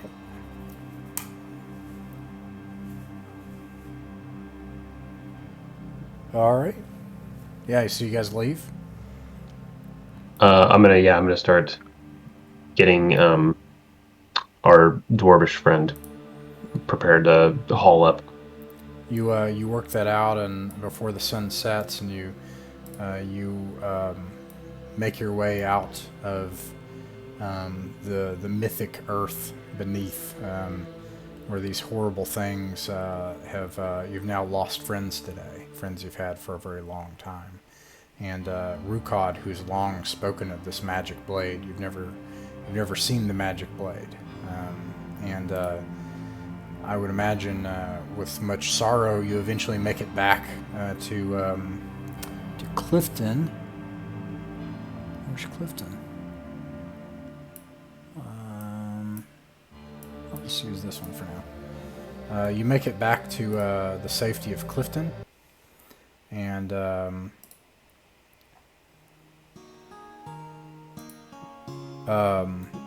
as it's now dark and the moon rises, and using the wagon and mule, you come into town with. Wait, no, you buried. Did you? You said you buried Rukad along with Lady Crocker and. Yeah, we'll dig another grave in that area. Okay. Tiny graveyard. Yeah. And I would say not an incredibly fruitful journey into the Underworld today. That being said, we still have 10 minutes. If anybody wants to go, you can go. But I had a blast. I had fun. And I'll stick around for another 10 minutes if you want to ask for rumors or try to find if there are other leads or try to find more information or hire more people or anything like that. I'm just going to be rolling up Dub. He's going to be a very dumb thief, but I did wind up with 14 dexterity, so that's cute. Nice. You can take the minor. I didn't mention this before, but someone did it, and I'm like, no, I like that. From OSE Advanced, I do like having backgrounds. I think that's kind of neat with the optional skill thing. So he could. Dub would definitely have been a minor because he knows Tooley. And Dub, when you come back into the Blue Mule Inn, Tooley is there like sinking in his cups, and he comes up from the table and he runs across the room and he embraces you. He's like, "Oh, I didn't think you'd make it, Dub. What happened out there? What did you see, Dub? What? Don't tell me. Let me get you something to drink, Dub. Oh, goodness." And yeah. Good old Tooley. I'll just be here getting my character done, but I'll hang out for a bit. All right. I think the only question I have, I mean, if anyone, Malt doesn't have any reason to know about the roses, but if anyone would want to inquire about those, that might be interesting. But for Malt's curiosity, I guess the only thing is what is he currently thinking about? You said he saw something beautiful, or he thought he saw something beautiful, and that's when he kind of had a moment there. Is he inclined towards heading back alone? Where's his mind at with regards to the beautiful thing? He, this is an interesting situation. So out of character, you are charmed, Cool. and like, how can you even keep playing your character if for a whole week that you're basically the puppet of this other being, you know? So I would offer either thing. You can role play that out, and I can keep having the voice in your head, or you could roll a new character and kind of put a pin in this one and see what he does in the background. 100%. I'm going to turn him over to you. If to do with what you will. If I'm back next week or in a future week, and we agree, we can pick up with my control of him. Otherwise, good side character, I feel. Yeah. So okay. So I will tell you, just Ramadanox. He has a sense of joy that he's in town, and he feels like there's some things he really wants to tell people. Most importantly, he wants to reassure everyone that he's confident everything's going to be okay. He thinks if everyone would just stay out of that area for a while, it'll be all right. And he's on a mission really to try to convince people not to go back. What is my... what's that? I'll send you the details about that character. Unfortunately, I only have 7 charisma, so he's probably not the most persuasive man. But he is seen around the settlement, trying to tell anybody it's gonna be okay. It's gonna be okay. Yeah. I'm interested to find out about the lady and the people, bring the body back for, and if I could, get a private moment to model the dress in my clergy there privately, but that'd be cool. We won't do that, but as far as recovering the bodies of the fallen, for the clerics, is the plan to keep the bodies there and make that their established gravesite and hallow that ground. Because you'll need to hallow the ground or have someone come in to do it. Or are you going to have them like recovered and brought to hallowed ground, like to a gravesite near Clifton? We can discuss that while we're here in town. Probably I'd say Clifton and volunteer to be part of the ceremony or volunteer services. Now, one thing of note to Broke is that he is a cleric of the light, and so the fact that there are undead monsters of chaos there with these dead, honored dead is like unacceptable. Like that would be completely unacceptable. That we would need to bring them back. Either the chaos would need to be purged, or they would need to be recovered, or both. Certainly, yeah, I will weigh my options, but yeah, one of those two things is going to have to happen. Ain't another chaos purge for several months, so. With the 250 gold pieces that we recovered from the hireling, are we splitting that? Is that going to be? Are you going to put that in the results? Yeah, I'll put that in the results. Okay. And then you each got a 2 silver piece tankard if you want to keep it. Make a you wanna note of sell that. it. Could Fiona have grabbed one of the bottles of embalming fluid that was in reach on the shelf? Yeah, absolutely. Yeah. Does anybody want to try to talk to anybody else in town and get a lead for next time, or Oh yeah, for rumors or whatever. Yeah. yeah, or do you want to? Do you already know what you want to do for next time, for next Thursday? Can Dub have sunshine? Sunshine? The mule? He's gonna adopt Sunshine. Oh, Yeah. it's up to you guys. Is that okay? Yeah. Cool. Was Rukod level 2? No. Okay, no, I do inheritance at level 2. Yeah. But he did have so the mule. There's also a chest, the lock, and then it had 570 gold in it, and then 10 gold in Rukod's backpack. Will you post That's that in your chat? stuff, anyways, isn't it?